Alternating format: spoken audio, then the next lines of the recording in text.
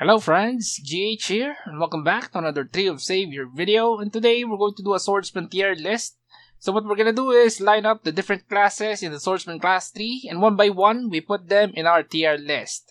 And with that explained and done, this is our tier list for the Swordsman class. Let's do this.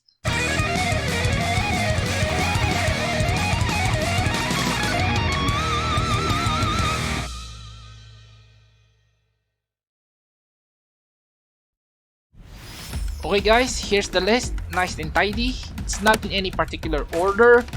It's just so happened when I put it in, it's like that. So let's start. First off is Barbarian. This is the class you pick if you want a buff that increases your overall damage. The buff is called Frenzy. And there's also an art for this, that if you wore leather armor, your minimum attack will be closer to your maximum attack. But in my opinion, think about it carefully if you want to wear leather armor for a melee class. I'd rather wear plate, but that's just me. You can add this class to any build and it will be better regardless of what weapon type you're using. This is the essential class in the Swordsman class tree, and we will undoubtedly put it in rank 1. Second class in our list is Blossom Blader, the newest class in the Swordsman class tree. People pick this class to get more single target damage and increased critical damage. We put this class in rank 1, just because of the damage it brings.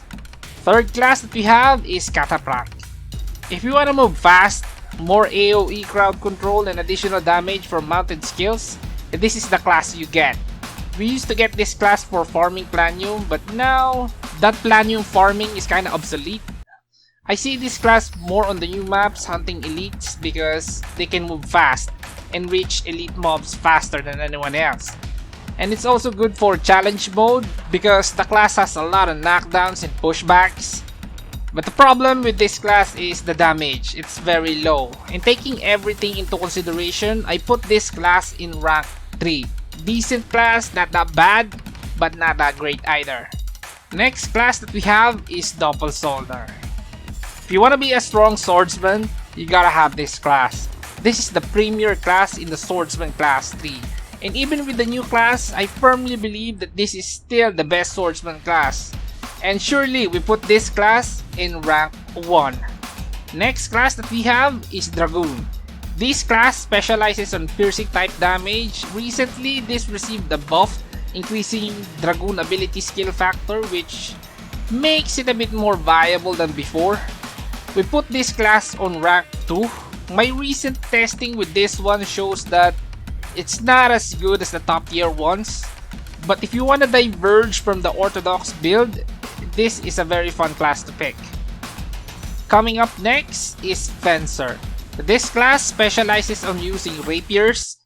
Well, how can I say this? I'm a bit disappointed with this class because the damage it brings is a bit underwhelming for a class with a specific weapon to use. It's just not good, but it is serviceable on doing endgame content, but don't expect much. We put Fencer in rank 4.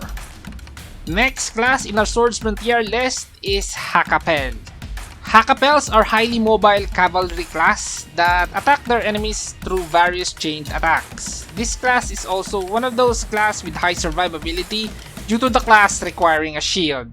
One issue you will find is you don't really need a shield for endgame content, but it sure hell won't hurt to wear one, especially if you're still new in the game.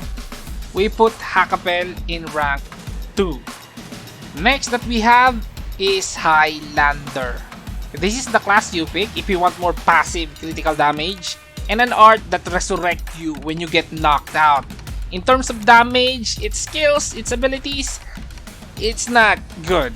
But it's good enough as a backup skill to use when your main skills are on cooldown. We put Highlander in rank 2.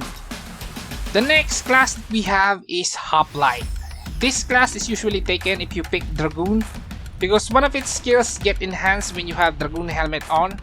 People also take this if they want more crit rate and increased crit damage. The problem with this class is it complements only spear users, and spear users at the moment it's just right there in the OK space. we put Hoplite in rank 3. You can put it in rank 2 if you will pair it with Dragoon and Barbarian or Lancer. And coming up next is Lancer. If you want to do a lot of PvP in this largely PvE game, pick Lancer because most of its skills is built for dealing with enemy skills like breaking magic circles, removing debuffs, and inflicting debuffs, you name it. In endgame content, it does well enough. We put Lancer in rank 2. The next class is Matador, the Bull Summoner class. This class is chosen for its AoE capabilities or its critical buffs. This could have been good if you can use at least half of its skills with other weapon types. But they decided, let's lock it with a rapier. And because of that, the build you can do with Matador is very limited and it's quite frankly very disappointing. We put Matador in rank 3. Next class on the Swordsman class 3 is Meleo. It's been a while since I last played Meleo, so we're gonna rank it based on how good the overall skills are. And based on what I can see, the skill factor of the ability seems to be on the high side. Plus, there's an art that reduces damage from pistol attacks. Seems to be very useful for PvP. So, to be safe, let's put it in rank 3. Next class we have is Moai. Now, I've been in and out of this class wanting it to be good, but it's just not worth it right now. This used to be really good, but the recent changes messed it up. We put Moai in rank 5. Complain all you want, but this hidden class should not be this weak. Next one is Peltasta. If you really don't wanna die, take Peltasta. This is the class you pick if you wanna prioritize tanking. I just can't verify how good the taunt skills of the Swordsman class. But anyway, this is the ultimate shielder class in the Swordsman class 3. In terms of its value and usability, we put Peltasta in rank 3 because you don't really need shields in raid dungeons anymore. Following Peltasta is Retiarius. This is another good PvP class with an art that lets you disarm enemy weapons and you can immobilize and pull enemies. In terms of its overall performance, we put it in rank 2. Next class we have is Rodelero. Oh my, another shielder class. For starters, you take this class if you already have another shielder class. More specifically, Peltasta or Meleo. Other than that, I don't know why would you want Rodelero. In terms of how important Rodelero is, I put it in rank 4. Now, the last class that we're gonna put on our tier list is Templar. This is the buffer class in the Swordsman class 3. It can give shields, more damage, and crit rate, and more. This is a good class if you wanna be just the support tanker for the party. We put Templar in rank 2 based on how useful it is on a party. And that's it, guys. That's our Swordsman tier list for Tree of Savior. What do you think? Did I put your favorite class in rank 5? Hopefully not. Anyway, hit the thumbs up if you want to see more tiers.